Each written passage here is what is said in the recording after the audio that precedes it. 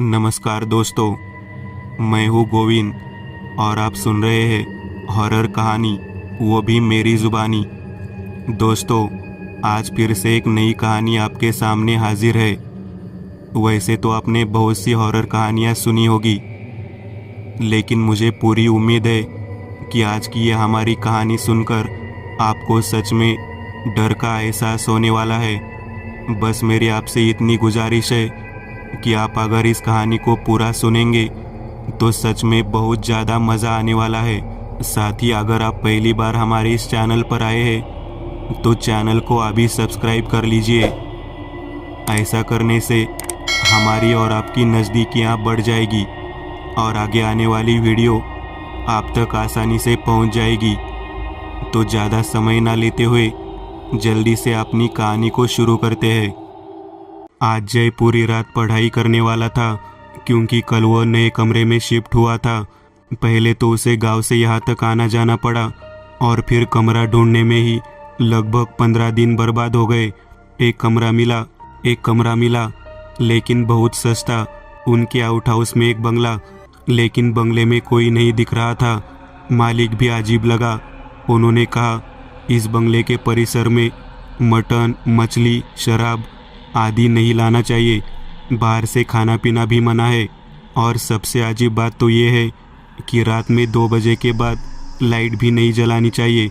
जो भी करना है 2 के भीतर करो। अरे इसका क्या मतलब? और ये मालिक इतना बड़ा बंगला छोड़कर फ्लैट में क्यों रहता होगा?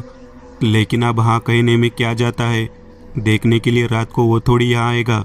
और मटन मछली खाए बिना हमारा काम नहीं चल सकता। जय ने मन में कहा। कमरे के दरवाजे पर बड़े अक्षरों में 3 नंबर लिखा था। मासिक किराया 1000 रुपये, जितना सस्ता है। लेकिन पुणे के केंद्र में एक कमरा केवल एक को ही मिलता है और मेरी किस्मत मजबूत है। जय अपने आप से खुश होते हुए बोला। तो आज वह कैंटीन में खाना खा के आया और रात 10:30 बजे पढ़ाई के लिए बैठ गया। 12:30 बजते बजते अब उसे थोड़ी सुस्ती महसूस हुई। उसने सोचा कि घर से लाई गई बिजली की शेगड़ी पर चाय डाल दूं, और 10 मिनट में चाय तैयार हो गई। वह चाय का कप लेकर खिड़की पर खड़ा था। जय अपने घर के बाहर की खिड़की से उस सूने बंगले को देखकर सोच रहा था। मकान मालिक की अजीब शर्तें। 2 बजे के बाद कोई लाइट नहीं जलानी चाहिए। मटन, मछली, शराब पर बैन तो ठीक है, लेकिन 2 बजे के बाद कोई भी लाइट नहीं जलाना, ये बहुत मुश्किल था। ये कॉन्ट्रैक्ट में भी लिखा था, लेकिन मालिक का कुल मिलाकर व्यवहार थोड़ा अजीब था। यदि आप रात में लाइट जलाते हैं तो आगे जो होता है उसके लिए आप जिम्मेदार हैं। आप अंधेरे में प्रकृति की पुकार का जवाब कैसे दे सकते हैं? जय मन ही मन हंसा। लेकिन आज पुणे में जहाँ एक कमरे का किराया 10 से 12 हज़ार है, वह 1000 महीना बहुत सस्ता है। चाय खत्म करने के बाद जय पढ़ाई करने लगा, लेकिन 1:30 बजे अचानक उसे भयानक नींद आई और कब उसकी आंख लग गई उसे पता ही नहीं चला।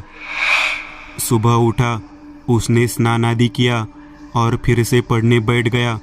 लेकिन जय रात में कुछ ही पलों में आने वाली नींद से थोड़ा हैरान था, क्योंकि उसने कई रातें जागकर घर पर पढ़ाई की थी। वह सीए के फाइनल ईयर में था और परीक्षा सिर्फ 15 दिन में थी, इसलिए उसने शांति से पढ़ने के लिए ये कमरा ले लिया। वह मूल रूप से सातारा का रहने वाला है, लेकिन क्लासेस के लिए यहाँ आया था। वह अपने पैरों को थोड़ा फैलाने के लिए बंगले के बगीचे में टहलने लगा। इसी दौरान उसकी नज़र पड़ोस के बंगले के बगीचे में काम कर रहे माली चाचा पर पड़ी, ताकि जय उसे आसानी से पहचान सके। जान पहचान बढ़ाने के लिए जय पास गया और बोला, हेलो, मैं कुछ समय से यहाँ हूँ, आउट हाउस में किराएदार हूँ। माली चौंका। बेटा, एक बात बताओ, अगर तुम समझदार हो तो इसी वक्त यहाँ से चले जाओ। हमने देख लिया है और कुछ मत पूछो। मैं इसलिए कह रहा हूँ क्योंकि मैं बूढ़ा हूँ। यह जगह अच्छी नहीं है। आप जवान दिखते हैं, अच्छे घर से है, इसलिए कह रहा हूँ। बूढ़े आदमी की बातों में कुछ रहस्यमयी बात थी, लेकिन इस बार जय दोबारा दूसरा कमरा ढूंढने में असमर्थ था, क्योंकि परीक्षा नज़दीक थी और यदि वह फेल हो जाता तो वह फिर से सब कुछ शुरू करने का जोखिम नहीं उठा सकता था। अच्छा अंकल, मैं समझ गया, चलो। जय ने बूढ़े को नाराज किए बिना छुट्टी ले ली। वह कमरे में आया और पढ़ाई करने लगा और बूढ़े की बातें उसे बार बार याद आ रही थी। फिर शाम हो गई, तभी जय का फोन बजा और सामने से सारंग बात कर रहा था। जय, अरे राजन का एक्सीडेंट हो गया है, मैं शाश्वत हॉस्पिटल जा रहा हूँ, आधे घंटे में तुम्हें लेने आ रहा हूँ। जय उठ गया क्योंकि राजन उसका बहुत गहरा दोस्त था। वहाँ जाना जरूरी है, मैं रात को पढ़ाई करूँगा, ऐसा सोचकर जय तैयार हो गया। सागर आधे घंटे में आ गया और जय उसके साथ चला गया, जहाँ से वह 11:30 बजे आया। लेकिन आते समय जय और सारंग ने एक बियर पीने का फैसला किया, लेकिन एक एक बियर होते होते 2 हो गई। सारंग वहीं रुक जाता, लेकिन उसकी दादी घर पर अकेली थी, इसलिए उसे जाना पड़ा। जय ने बाहर से खाना खा लिया था, अब वह सीधे पढ़ने बैठ गया। आज भी 1:30 बजे थे और अचानक उसे बहुत नींद आ गई, लेकिन उसने तय कर लिया था कि आज सोएगा नहीं, चाहे कुछ भी हो जाए। वह शराब के नशे में था, फिर भी उसे नींद आ गई। रात के करीब 3 बजे थे। वही 2 बियर पीने के कारण ब्लैडर भर गया था, इसलिए नींद में भी उसे टॉयलेट आने का एहसास हुआ। वह उठा और लाइट जला दी और उसने जो देखा उससे वह मदहोश हो गया। उस कमरे में उसने देखा कि एक आधेड़ उम्र की महिला अपने पैरों में सिर छिपाए बैठी थी और फुसफुसा रही थी। जब रोशनी आई तो उसने धीरे से अपना सिर उठाया। उसके माथे पर एक बड़ा सा कुमकुम, गहरा रंग, फटी हुई साड़ी, बाल खुले छोड़े हुए। उसका चेहरा हल्का सफेद था। उसने जय की ओर देखा, अपनी आंखें चौड़ी की और जोर जोर से हंसने लगी। जय डर के मारे चीखने ही वाला था, लेकिन वो वहीं बैठा रहा। वो मुस्कुराती रही। उसने जय के पीछे देखा, मानो कोई वहां था। जय ने हाँफते हुए उस ओर देखा जहाँ वो देख रही थी और उसका सिर झंझना गया, क्योंकि वहाँ एक बूढ़ा आदमी और एक बूढ़ी औरत खड़े थे। दोनों बहुत पतले थे और उनके शरीर पर केवल हड्डियां दिखाई दे रही थी। उनकी आंखों में तो छेद ही छेद थे। वे दोनों जय की ओर देखकर अजीब ढंग से रोने लगे। महिला हंसती रही और वे दोनों रोते रहे। जय को समझ नहीं आ रहा था कि क्या करे। उसे अपने दिल की धड़कन भी सुनाई दे रही थी। वह किसी तरह अपनी जान बचाने के लिए दरवाजे की ओर भागने लगा, लेकिन ऐसे ही उसका शरीर सुन्न हो गया। एक एक करके बूढ़े आदमी और बुढ़िया ने उसके कंधों पर चढ़कर उसे अपने वश में कर लिया और जय की आंखों के सामने अंधेरा छा गया। सुबह जय उठा, लेकिन वह अपने आउट हाउस में नहीं था, एक बड़े कमरे में था। वह अचानक उठा। उसने उस कमरे की खिड़की से बाहर देखा और पड़ोस के बंगले के बगीचे में माली चाचा को देखा। उसे एहसास हुआ कि वह बंगले के अंदर है। वह जोर से चिल्लाया, लेकिन उन्होंने उसकी बात नहीं सुनी। तभी उसे अपनी पीठ पर एक ठंडा स्पर्श महसूस हुआ। उसने चौंक कर पीछे देखा और उसके दांत भींच गए। उसके पीछे कल रात वाला बूढ़ा आदमी और वो औरत खड़े थे। रात की लाइट जलाकर तुमने हमें जगाया। हम कई सालों से सो रहे थे। अब हम तुम्हें तब तक सोने नहीं देंगे जब तक हमें मुक्ति नहीं मिल जाती, बूढ़े ने कहा। जय चिल्लाया और अपनी आंखें बंद कर ली। जब आंखें खोली तो वहाँ कोई नहीं था। मुक्ति मैं उन्हें कैसे दे सकता हूँ? जय ने खुद से सवाल किया। बंगला अंदर से बिल्कुल जर्जर था, जैसे कई सालों से यहाँ कोई रहता ही नहीं। बंगले में धूल और मकड़ी के जाले भरे हुए थे। बीच बीच में 5-7 चूहे इधर उधर घूमते नजर आ रहे थे। जय धीरे धीरे बंगले के उस कमरे में घूमने लगा। उसने दीवार पर 2 तस्वीरें देखी। धूल हटाकर उन पर नजर डाली और चौंक गया। उस फोटो में बुजुर्ग आदमी और महिला तो थे ही, उनके साथ बंगले का मालिक भी नजर आ रहा था। जय ने वो फोटो दीवार से हटा दी। तभी अचानक दरवाजा खुल गया। अपने आप जय बाहर आ गया। जब वो फोटो लेकर आउट हाउस जा रहा था तो उसे माली चाचा ने बुलाया। वो उनके पास आया। चाचा, इस फोटो में ये लोग कौन है? जय ने पूछा। माली चाचा असमंजस में पड़ गए। तुम बंगले के अंदर कैसे चले गए? उन्होंने सवाल किया। छोड़ो, ये बताओ ये लोग कौन है? अरे ये बूढ़ा आदमी था इस बंगले का मालिक, और ये थी उसकी बेटी, और ये चौथा उसका पति। बहुत खुशहाल परिवार। सातारा के बड़े जमींदार की इकलौती बेटी थी। असली मराठा मोल परिवार, जिसकी जिंदगी में इस कमीने संजय की एंट्री हुई। उसने उसकी बेटी को प्यार के जाल में फंसाया और भागकर उससे शादी कर ली।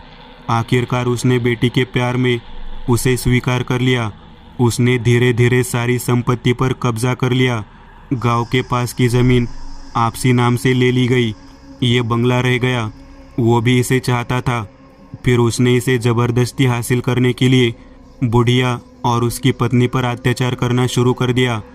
बूढ़ा और बुढ़िया दोनों एक वक्त खाने पीने के शौकीन थे, लेकिन संजय के कारण उन्होंने खाना पीना छोड़ दिया।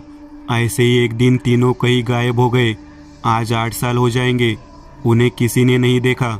वे जिंदा है या मर गए कुछ पता नहीं। कौन कहता है कि रात को जहर देकर मार डाला और आउट हाउस में मार दिया। कौन कहता है कि मारकर बंगले में दफना दिया। सच और झूठ भगवान जाने। संजय को बंगला तो मिला, लेकिन बाद में वो भी इस बंगले में नहीं रहा। अक्सर आसपास के लोगों को बूढ़ी औरतों की चीखें और बेटी की हंसी सुनाई देती थी। अधिकतर वे मारे जाते थे। तुम भी यही मत रुको बाबा, जाओ, उसकी आत्मा यहाँ वहाँ भटक रही है। जय वहाँ से कमरे में गया। उसने मकान मालिक को फ़ोन किया। कहो, तुमने इतनी सुबह फ़ोन किया? सामने से मकान मालिक संजय बोला। हाँ, मैं कमरा छोड़ रहा हूँ। जय बोला। खैर, यह अच्छा हुआ, क्योंकि मैं वह जगह एक बिल्डर को बेच रहा हूँ। मैं तुम्हें बताने वाला था। सुनो, मैं 2 घंटे में वहाँ आ रहा हूँ। बिल्डर भी आ रहा है।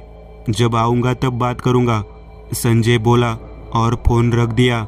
2 घंटे बाद संजय वहाँ पहुँचा, लेकिन आउट हाउस में जय नहीं था और बंगले का मेन गेट भी खुला था। ये उस लड़के का ही काम होगा। गालियाँ देते हुए संजय बंगले में दाखिल हुआ।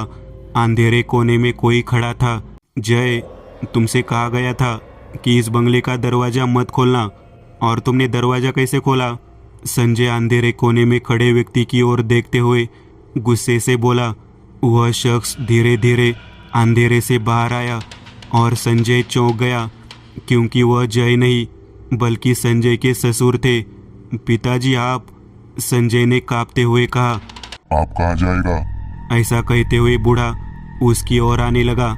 जैसे ही संजय अपनी जान बचाने के लिए दरवाजे की ओर भागने वाला था, दरवाजा अपने आप बंद हो गया और उसके सामने अब बूढ़ी औरत और उसकी पत्नी खड़ी थी। वे धीरे धीरे संजय की ओर बढ़े। संजय डर के मारे चिल्लाता रहा। एक तेज चीख फूटी और उसकी आवाज़ हमेशा के लिए बंद हो गई। कुछ ही क्षणों में खिड़की का शीशा टूटने की आवाज़ आई। जय अपने बैग के साथ बंगले के अंदर देख रहा था। उसके चेहरे पर उन तीनों की आत्माओं को मुक्त कराने की संतुष्टि थी। अब उस आउट हाउस के दरवाजे पर नंबर 1 अपने आप दिखाई देने लगा। 3 लोगों को मुक्त कर दिया गया और एक पापी अब मुक्ति के लिए कष्ट सहने वाला था। दोस्तों, आज के लिए बस इतना ही। अगर आपको यह कहानी अच्छी लगी हो तो लाइक कीजिएगा। आप में से कई लोग बिना लाइक किए भाग जाते हैं। अगर आपने वीडियो को लाइक किया तो मुझे अच्छा लगेगा, और ऐसी ही डरावनी कहानियाँ बनाने के लिए मुझे एनर्जी मिलेगी। तो लाइक ज़रूर करिएगा, और अभी तक आपने चैनल को सब्सक्राइब नहीं किया तो तुरंत सब्सक्राइब करिएगा और बगल वाली घंटी को दबाना ना भूलिएगा।